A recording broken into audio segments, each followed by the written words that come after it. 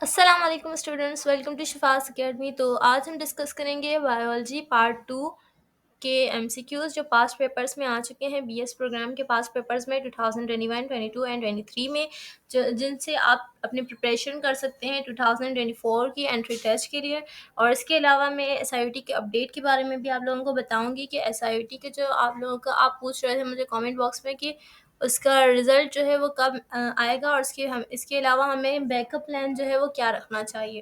ठीक है, तो वो भी मैं डिस्कस करूँगी। पहले हम एमसीक्यूज़ डिस्कस कर लेते हैं। एट द एंड जो है मैं आप लोगों के साथ एसआईटी की अपडेट भी डिस्कस कर लूँगी। ठीक है, तो ये एमसीक्यूज़ जो है ये आप दोनों ही बीएस के जितने प्रोग्राम्स हैं उन सब में आप लोग जो है इनसे प्रिपरेशन कर सकते हैं। मगर याद रखें, आप लोगों की जो मेन टास्क है, जो आप लोगों का मेन टारगेट है, वो आप लोगों की बुक्स हैं। ठीक है, आप लोगों के बोर्ड्स की बुक्स के जितने कॉन्सेप्ट्स आप लोगों को अच्छे होंगे, ठीक है, जितनी उनमें कमांड हासिल होगी उतना ही आप लोगों का एंट्री टेस्ट अच्छा जाएगा। ठीक है, तो बीएसएन के प्रोग्राम्स या चाहे डीपीटी हो चाहे बीएसएमटी के जिसमें बी का रेडियोलॉजी और ये जितने भी हैं क्लिनिकल लैब साइंसेस वगैरह, कार्डियक परफ्यूजन, ये सब बीएसएमटी में आते हैं। ठीक है, इन सब की जिना डाओ और जेपीएमसी जिना पोस्ट ग्रेजुएट मेडिकल कॉलेज या मेडिकल सेंटर जितने भी हैं इन सब में, और के यू, ठीक है, इन सब के टेस्ट वगैरह की आप लोग इससे प्रिपरेशन कर सकते हैं। तो सबसे पहला एमसीक्यूज है, इन पेपर क्रोमेटोग्राफी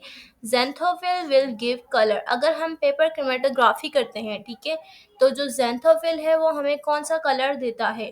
तो इसमें से आप लोगों के मैंने जो है वो हाईलाइट इसलिए नहीं किया ताकि आप लोग जो हैं बार बार इसमें से प्रिपरेशन कर सकें। आप लोग जो है वॉइस को बंद करके आप खुद भी चेक कर सकते हैं कि आप लोगों को कितने एमसीक्यूज आते हैं।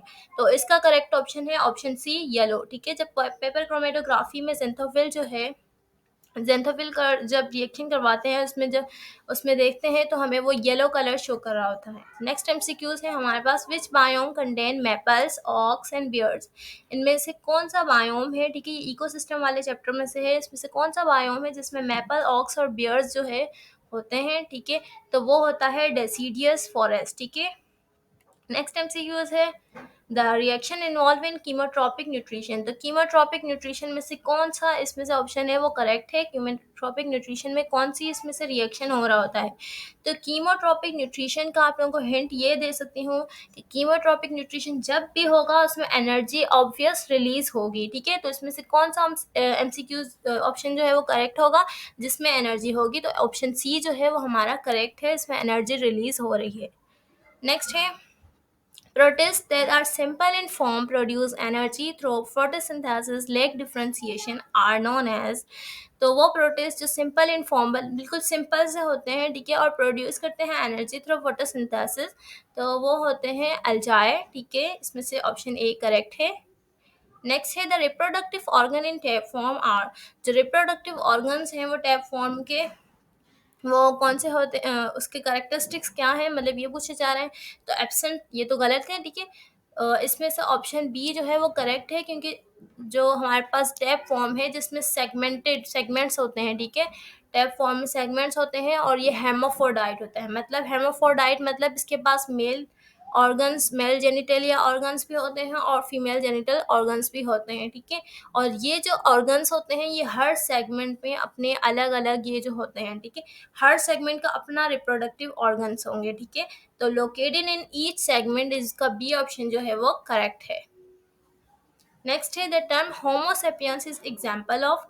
होमोसेपियंस जो है इसमें से किस चीज़ की एग्जाम्पल है। तो होमोसेपियंस जो है वो एग्जाम्पल है बायनोमियल नोमेनक्लेचर की, क्योंकि ये क्या है, सिंपल नेमिंग दी गई है इंसानों की। ठीक है, नेक्स्ट है, fungi do not contain. Fungi जो होती है हमारे पास वो किस चीज़ को कंटेन नहीं करती। Cell wall, hyphae, chlorophyll, mycelium या स्पोर्स। तो फंजाई जो है उसके पास क्लोरोफिल मौजूद नहीं होता, तो इसमें ऑप्शन ऑप्शन सी जो है वो करेक्ट है। नेक्स्ट है, dash causes amoebic dysentery in human. जो है अमोएबल डायसेंट्री एक डिजीज़ है जो कौन कॉज कर रहा होता है, इसकी वजह कौन है। तो इसमें से कौन से जो है होता है। तो ऑप्शन बी जो है वो करेक्ट है, एंटामोएबा हिस्टोलाइटिका जो है वो अमोएबल डायसेंट्री जो है कॉज करता है। नेक्स्ट है, in the Hardy Weinberg principle, ये सॉरी ओ की जगह ई आएगा, हार्डी वेनबर्ग प्रिंसिपल के मुताबिक जिसकी इक्वेशन है p square plus two p q plus q square equals to one.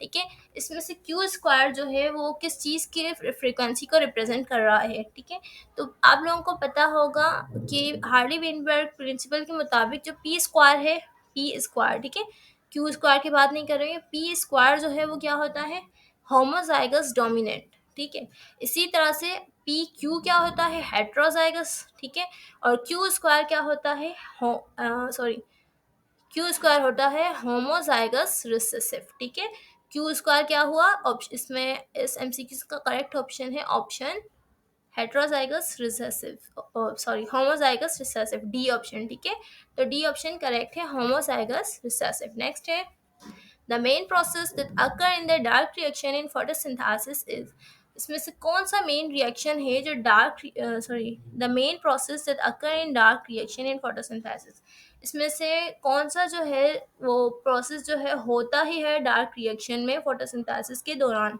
तो डार्क रिएक्शन मतलब Calvin Benson cycle. Calvin Benson cycle में आप लोगों को बुक की एक लाइन है, उसमें आप लोगों को पढ़ा होगा, इसका जो मेन प्रोसेस है वो है कार्बन फिक्सेशन। ठीक है, तो ऑप्शन डी जो है करेक्ट है, that carbon dioxide is fixed. Next है the law of dominance is illustrated in the garden pea by, जो लॉ ऑफ डोमिनेंस है, ठीक है, वो किस चीज़ को इल्यूस्ट्रेट मतलब किस चीज़ को डिफाइन एक्सप्लेन कर रहा है गार्डन पी के दरमियान। ठीक है, तो वो डिफाइन कर रहा है और डिस्क्राइब कर रहा है होमोजाइगस टॉल, ठीक है, और प्योर शॉर्ट। ठीक है, अगर प्योर शॉर्ट मौजूद नहीं होगा तो प्योर डवार्फ मौजूद होगा। ठीक है, टॉल में डवार्फ होता है, लेकिन यहाँ पर हमारे पास जो मोस्ट अप्रोप्रिएट ऑप्शन जो है उसके हिसाब से हमारा आंसर ई जो है वो करेक्ट है, होमोजाइगस टॉल क्रॉस होता है प्योर शॉर्ट के साथ। ठीक है, नेक्स्ट है identify the incorrect statement from the following, इसमें से जो है कौन सी स्टेटमेंट जो है वो इनकरेक्ट है। अब एपाइकल ग्रोथ जो है वो इंक्रीज करती है स्टेमन रूट की लेंथ को, करेक्ट है। सी है secondary growth in, sorry, B है xylem is situated on the cambium ring outer side. Xylem और फ्लोएम आप लोगों ने कैम्बियम रिंग में पढ़ा होगा। ठीक है, तो जाइलम कहाँ होता है, इसमें लिखा हुआ है जाइलम जो है वो आउटसाइड पे होता है और फ्लोएम इनसाइड होता है, तो ये गलत है। ठीक है, जाइलम जो होता है वो इनसाइड होता है कैम्बियम रिंग के और फ्लोएम जो है वो आउटसाइड होता है, तो हमारा ऑप्शन तो हमें मिल गया इनकरेक्ट, इसमें से कौन सा है, ऑप्शन बी। ठीक है, फिर भी सी को देख लेते हैं, secondary growth increase the diameter of stem and root, ये भी करेक्ट है। The cell in the elongation phase do not divide, elongation phase में सेल जो होता है वो डिवाइड नहीं होता, ये भी करेक्ट है। The cell and formative region are closely packed together, formative regions जो होते हैं उसमें क्लोजली पैक होते हैं एक दूसरे के साथ। ठीक है, तो इसमें से इनकरेक्ट स्टेटमेंट कौन सी है, ऑप्शन बी कि जाइलम जो है आउटसाइड नहीं इनसाइड होता है। ठीक है, नेक्स्ट है हमारे पास the main constituent of haemoglobin is, हमारे पास जो मेन कॉन्स्टिट्यूंट मतलब हीमोग्लोबिन जो होता है, ठीक है, जो क्या करता है, ऑक्सीजन को कैरी करता है और ब्लड में सर्कुलेट करता है। ठीक है, तो उसमें हीमोग्लोबिन का मेन कॉन्स्टिट्यूंट क्या है, कैल्शियम है, आयरन है, विटामिन है या क्लोरीन है।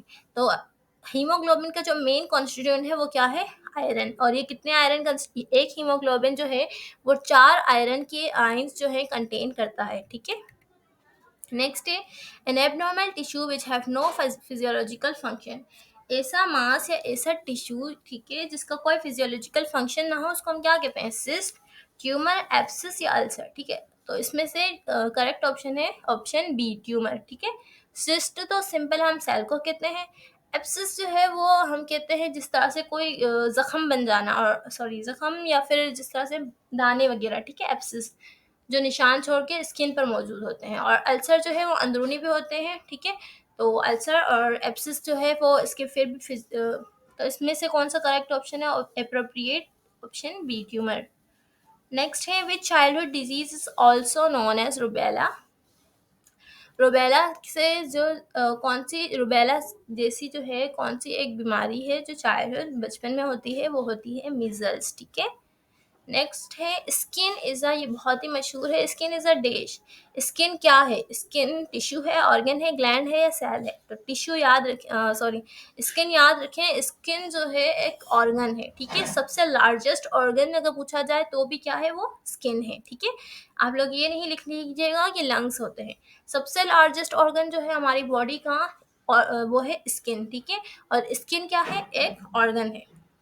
इसके अलावा एक और मैं बात आप लोगों को मेंशन कर लूँ, अगर पूछा जाए कि ब्लड क्या है, तो ब्लड क्या होता है, ब्लड जो है वो टिश्यू है, ठीक है। क्योंकि उसमें क्या है, क्लस्टर ऑफ सेल्स हैं, बहुत सारे सेल मिलते हैं तो वो टिश्यू बनता है, ठीक है। तो इस हिसाब से हमारे पास जो ब्लड है वो क्या है, टिश्यू है। आप लोग सेल मत लिखिएगा। कफिंग ऑफ ब्लड, अगर खून खांसने के दौरान अगर ब्लड आ जाए तो उसको क्या कहते हैं, हेमेटोरिया, हिमेप्टाइसिस, हीमोफीलिया, एपिस्टैक्सिस। तो इसमें से अगर खांसने के दौरान अगर ब्लड आता है तो उसको हम कहते हैं हिमेप्टाइसिस, ऑप्शन बी, ठीक है। नेक्स्ट है, ringworm disease in man is caused by, ringworm जो डिजीज कॉज होती है इंसानों में वो किस वजह से होती है, तो होती है माइक्रोस्पोरम की वजह से, ठीक है। नेक्स्ट है, double fertilization in angiosperm was discovered by, double fertilization किसने डिस्कवर की थी, तो वो थी नोएस्टियन एसजी, ऑप्शन डी, ठीक है। नेक्स्ट है, which of the following has a clitellum, clitellum किसके अंदर मौजूद होता है, तो वो होता है अर्थवॉर्म के अंदर, option A. The common phase between aerobic and anaerobic respiration is, जो कॉमन फेज है जो एरोबिक में भी होता है और एनएरोबिक में भी होता है रेस्पिरेशन के दौरान, वो कौन सा है, तो वो होता है ऑप्शन सी, जिसका जिसको हम कहते हैं ग्लाइकोलिसिस, और इसका एक दूसरा नाम भी है एम्बेडेड मायोफॉफ पेरनस पाथवे, ठीक है। एक साइंटिस्ट का नाम है, लेकिन आप लोगों की बुक के हिसाब से ग्लाइकोलिसिस है, ठीक है।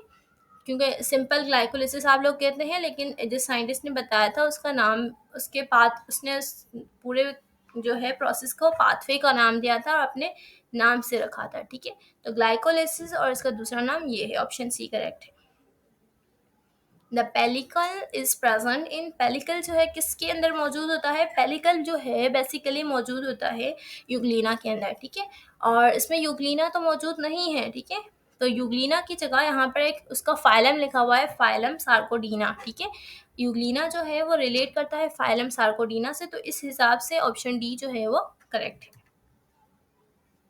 Fourth ventricle is present in, जो हमारे ब्रेन जो है उसमें चार वेंट्रिकल्स होते हैं, ठीक है। तो उसमें से फोर्थ, थर्ड नहीं, फोर्थ वेंट्रिकल जो है वो किसके अंदर मौजूद होता है, तो फोर्थ वेंट्रिकल जो है वो तो फोर्थ वेंट्रिकल जो है वो मौजूद होता है ब्रेन स्टेम के अंदर। और ब्रेन स्टेम में भी कहाँ होता है, वो होता है पोन्स और मेड्यूला ऑब्लंगेटा के दरमियान, ठीक है। तो अब यहाँ पर मेड्यूला ऑब्लंगेटा भी मौजूद है और ब्रेन स्टेम भी मौजूद है, ठीक है। तो आप लोग जो है इसका करेक्ट मोस्ट अप्रोप्रिएट जो ऑप्शन है वो है, तो इसका करेक्ट ऑप्शन है option D, brain stem structure. क्योंकि ब्रेन स्टेम किससे बना हुआ है, ब्रेन स्टेम बना हुआ है जो है हमारे पास मेडुला ऑब्लंगेटा, पोन्स और मिड ब्रेन से, ठीक है। तो इसके दरमियान आप कह सकते हैं, लेकिन इसका जो मोस्ट अप्रोप्रिएट जो है वो ब्रेन स्टेम है, ठीक है। अगर ब्रेन स्टेम मौजूद ना हो तो मेडुला ऑब्लंगेटा। नेक्स्ट है, phyllode is a modify, phyllode जो है ये एनेटमी नहीं, बॉटनी का है, ठीक है। फाइलोड जो है वो मॉडिफाई किस में हो जाता है, तो वो होता है पीटियोल में, ठीक है, option b. The cauliflower used as a vegetable is, cauliflower जो है, ठीक है, ये सारे बुक के ही एमसीक्यूज है। कॉलीफ्लावर जो है वो वेजिटेबल है, यूज़ होता है किस तरह से, फर्टाइल फ्लावर की तरह तो यूज़ हो नहीं सकता, क्योंकि इसमें फर्टिलाइजेशन का इतना कोई खास होता नहीं है। ऑप्शन सी जो है करेक्ट है, अ फ्लैशी इन्फ्लोरेसेंस, तो ये इन्फ्लोरेसेंस के लिए यूज़ होता है कॉलीफ्लावर। नेक्स्ट है, which one factor has lead to some cichlid cichlid extinction in the lake, cichlid जो है फिशेस के नाम है, ठीक है, वो किस वजह से कम हो रही हैं झीलों के अंदर, तो वो कम हो रही हैं ऑप्शन ए की वजह से, ओवर फिशिंग की वजह से, ठीक है। Which one is the most threaten area in the earth for wild life, सबसे खतरनाक एरिया जो है अर्थ का वाइल्ड लाइफ का वो कौन सा है, तो वो है ट्रॉपिकल रेन फॉरेस्ट, ठीक है। Technique of producing a cell line whose member contain identical copies, तो identical copies जो है जीन के जरिए से, डिजायर जीन के जरिए से जो identical copies बनती है वो किसके जरिए से बनती है, ऑप्शन बी, जीन क्लोनिंग की वजह से। नेक्स्ट है, silver fish is include in, silver fish जो है वो किस में, इसमें से किस में इंक्लूड है, आर्थ्रोपोड में, एम्फीबियंस में, इकाइनर में या फिशेस में, ठीक है। तो सिल्वर फिश जो है वो आर्थ्रोपोड जो है उनमें से बिलोंग करती है। इन अवर एक्सपायरेटरी एरिया एक्सपायरेटरी एयर, हमारे जो हम एयर इनहेल करते हैं और एक्सहेल करते हैं, ठीक है, जिसको हम एक्सपायरेशन कहते हैं, निकालते हैं और अंदर डालते हैं, ठीक है। उसमें जब हम निकालते हैं तो ऑक्सीजन का कंटेंट कितना निकालते हैं, तो देखें हवा में जो है 21% ऑक्सीजन होती है। ये एमसीक्यूज आता है, याद रख लें। हवा में जो है हमारे एनवायरनमेंट में 21% ऑक्सीजन है, ठीक है। जब हम इनहेल करते हैं वो तो 21% इनहेल करते हैं, ठीक है। लेकिन जब एक्सेल करते हैं तो वो 16% हम एक्सेल करते हैं, ठीक है। और बाकी जो 4% होता है वो होता है कार्बन डाइऑक्साइड। लास्ट एमसीक्यूज है हमारे पास, which organ fail to function normally in diabetes. इसमें से कौन सा जो है ऑर्गन वो फेल हो जाता है डायबिटीज में, मतलब वो उसका फंक्शन प्रॉपरली नहीं कर पाता, तो वो होता है पेनक्रियास, क्योंकि वो सिक्रेट करता है इंसुलिन को, ठीक है। इस वजह से डायबिटीज जो है वो कॉज, उसकी वजह ये है, ठीक है, क्योंकि पेनक्रियास प्रॉपरली फंक्शन नहीं कर पाता। अब जो है हम डिस्कस करने वाले थे कि एसआईओटी की अपडेट, ठीक है। तो एसआईओटी के साथ ये है, आप लोगों ने मुझे कमेंट की थी कि एसआईटी का रिज़ल्ट कब आएगा, क्या करना है। तो आप लोग जस्ट एसआईटी का जो रिज़ल्ट होता है ना वो बहुत ही लेट शो होता है। पिछले साल भी पूरे कमो पेश भी एक 1 मंथ तो लग गया था, ठीक है। तो इस साल लेकिन पॉलिसी चेंज हुई थी तो काफ़ी कम दिन लगने के चांसेस थे, लेकिन फिर भी 15 से 20 दिन तो लगेंगे ही, ठीक है। तो आप लोगों का टेस्ट कंडक्ट हुआ था आई गेस 17 को, ठीक है। तो आज जो है वो 27 है, ठीक है। इस तरह से 10 दिन हुए हैं, ठीक है। तो बाकी भी अभी काफ़ी दिन लगेंगे, लेकिन आप लोग जो हैं वो सिर्फ इसके आसरे पे ना रहें, ठीक है। आप लोग जो हैं कहीं न कहीं अपने दूसरे टेस्ट्स की तैयारी करें, उसमें कोशिश करें, अप्लाई कर लें, ठीक है। और वहाँ पर टेस्ट की तैयारी करें, वहाँ पर भी अप्लाई करें, अब ताकि अगर यहाँ पर खुदा ना ख़ास्ता ना हो तो आप लोग वहाँ पर अप्लाई, अगर आप लोगों की वहाँ पर सीट सिक्योर हो, आप लोगों का इस तरह से साल ज़ाया ना हो, ठीक है। और दूसरी बात ये कि आप लोग जो है ना कोशिश करें कि अपनी ईमेल्स चेक करें और अपने मोबाइल, ठीक है, अपने आपके मोबाइल का जो नंबर होगा ना उस पर मैसेज आता होगा। एसआईओटी जो है ना सिर्फ ईमेल्स पर सिर्फ नहीं करती, ठीक है। इसके अलावा वो ईमेल के अलावा जो इंटरव्यू जो की जो कॉल होती है वो आप लोगों को मैसेज पर भी बताती है। लेकिन कभी ये होता है कुछ बच्चों को ईमेल जो है 1 दिन पहले आ जाती है, ठीक है। और कुछ बच्चों को ये जो मैसेज है वो 2 दिन पहले आ जाता है, ठीक है। लेकिन 2 दिन से पहले कोई मैसेज नहीं आएगा इंटरव्यू के। 1 या 2 दिन से पहले आप लोगों को कोई मैसेज, ऐसा नहीं हो सकता कि 1 हफ्ता पहले आपको मैसेज आए, ये हो ही नहीं सकता, ठीक है। ये बहुत ही मुश्किल बात है। और दूसरी बात ये कि आप लोग है ना जो इंटरव्यूज़ भी जो होंगे वो कम से कम भी जो बीएसएमटी के होते हैं वो 2 दिन तो चलते हैं, ठीक है, इंटरव्यूज़ सिर्फ शिफ्ट के हिसाब से। और बाकी जो है ना बीएसएन के आई गेस इस बीएसएन के 1 दिन चलते हैं, ठीक है, या उसके भी दूसरे या तीसरे दिन चलते हैं, ठीक है। उसमें भी 1 या 2 दिन लगते हैं। तो आप लोग बिल्कुल ये ऐसा ना सोचें कि मुझे इंटरव्यू की कॉल नहीं आई, सबको आ जाएगी, इस तरह से ना सोचें, ठीक है। क्योंकि वो ऐसा होता है कि कभी-कभी मैसेज आने में देरी हो जाती है, ठीक है। क्योंकि आपका ऐसा हो सकता है कि आपका मेरिट नंबर जो है वो लो पे हो, या फिर आप लोगों का जो नाम सीक्वेंस का जो हो ना अल्फ़ाबेटिकल ऑर्डर वो लेट हो, ठीक है। इस हिसाब से आप लोगों का आप लोगों का जो मैसेज होगा वो शायद लेट हो। मगर आप कोशिश करें कि आप लोग अपनी जो मोबाइल के पर जिस पर मैसेज आते हैं, ठीक है, वो और ईमेल्स रोज़ाना चेक करें, ठीक है। अगर ईमेल्स पर कभी जल्दी आ जाएगा या फिर आप लोगों के मैसेज पर किसी न किसी पर जल्दी आ जाएगा, ठीक है। तो कोशिश करें आप उसको ही चेक करते रहें, और फिर भी अगर कोई अपडेट होगी तो मैं आप लोग को इंशाल्लाह बता दूँगी, ठीक है। मेरी पूरी कोशिश है कि आप लोगों को सारी इन्फॉर्मेशंस जो हैं मैं प्रोवाइड कर दूँ, ठीक है। और अगर आप लोगों को मज़ीद जो है बायोलॉजी तो आज हम कंप्लीट कर चुके हैं पास्ट पेपर्स की, और बाकी वीडियोज़ जो हैं फ़िज़िक्स, केमिस्ट्री और इंग्लिश, और ठीक है इंग्लिश, ठीक है। तो इसकी मैं आप लोगों के वीडियोस जो है वो भेज दूँगी। आप लोग इसमें से कोशिश करें, लेकिन आप लोग ये एमसीक्यूज़ देख कर आप लोगों को समझ में आ रहा होगा कि ज़्यादा जितना आप लोगों का अच्छी जो है बुक में कमांड होगी आप कॉन्सेप्ट पे, उतने ही आप लोगों के अच्छा एंट्री टेस्ट होगा। जिना का मैं आप लोगों को बता दूँ, जिना जो है ना वो कंप्लीटली बेस जो करता है वो बुक्स पर रिलाय करता है, ठीक है। जिना के जितने भी टेस्ट होते हैं ना, जेएसएमयू या जिना पोस्ट ग्रेजुएट, ठीक है, दोनों की बात करें, उसके जितने भी टेस्ट कंडक्ट होते हैं, चाहे वो बीएसएमटी का हो, बीएसएन का हो या फिर किसी और डिपार्ट का हो, ठीक है, उन सब पूरी बुक की लाइनें जो है ना एज इट इज़ उठाता है। जैसे फॉर एग्जांपल, जैसे इलेक्ट्रॉन एक्टिविटी की डेफिनेशन, ठीक है, the attraction of share pair of electron, ठीक है। इस तरह से ये बिल्कुल बुक की लाइन जो है ना वो उठाता है, ठीक है, वो इसके ही एमसीक्यूज बनाता है। जेएसएमयू और लेकिन के डीयूएचएस, ठीक है, डीयूएचएस भी बिल्कुल इसी तरह से करता है। जिस तरह से आप लोगों ने एमसीक्यूज देखे होंगे बिल्कुल कंप्लीटली इसी तरह से होते हैं। और इसके अलावा केयू का मुझे आइडिया नहीं है, लेकिन जेएसएमयू, डीयूएचएस और जिना पोस्ट ग्रेजुएट, ठीक है, इन सब के एमसीक्यूज बुक के लाइंस के ही होते हैं। तो आप लोग जो जितने मेन मेन टॉपिक्स हैं आप उनको अच्छे से कवर अप कर लें, थोरली रीडिंग कर लें, ठीक है। बिल्कुल जो अच्छे से अपने आप पढ़ लेंगे तो आप लोगों को उस वक्त याद आ जाएंगे, ठीक है। एक बार भी, जस्ट एक बार भी अगर आप लोग पढ़ लेंगे तो आप लोगों को वो बातें जो है वो जहन में बैठ जाएंगी, तो वहाँ पर आप लोगों को काम आएंगी, ठीक है। तो अगली वीडियो में मिलते हैं इंशाल्लाह। थैंक्स फॉर वॉचिंग, और वीडियो को लाइक शेयर एंड सब्सक्राइब कर दें ताकि मुझे मोटिवेशन हो आप लोगों के लिए दूसरी वीडियोस बनाने की।